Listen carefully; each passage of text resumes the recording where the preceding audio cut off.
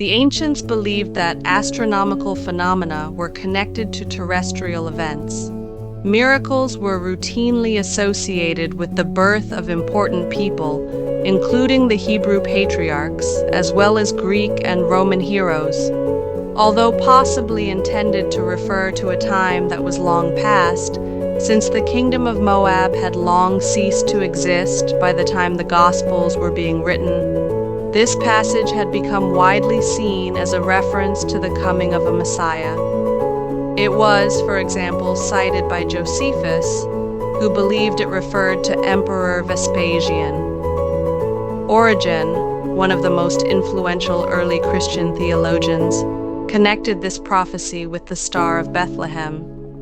If, then, at the commencement of new dynasties, or on the occasion of other important events, there arises a comet, so-called, or any similar celestial body, why should it be matter of wonder that at the birth of him who was to introduce a new doctrine to the human race, and to make known his teaching not only to Jews, but also to Greeks and to many of the barbarous nations besides, a star should have arisen?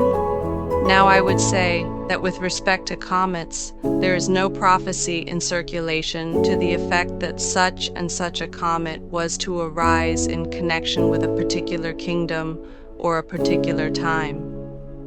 But with respect to the appearance of a star at the birth of Jesus, there is a prophecy of Balaam recorded by Moses to this effect.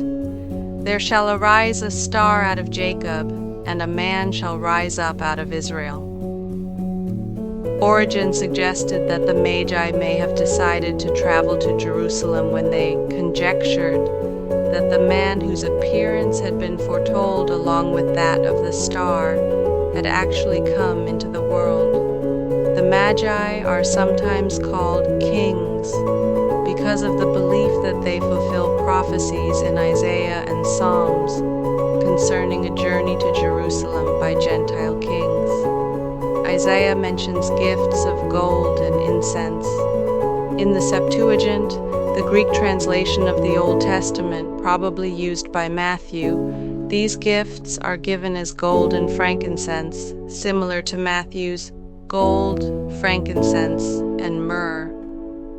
The gift of myrrh symbolizes mortality, according to Origen. While Origen argued for a naturalistic explanation, John Chrysostom viewed the star as purely miraculous.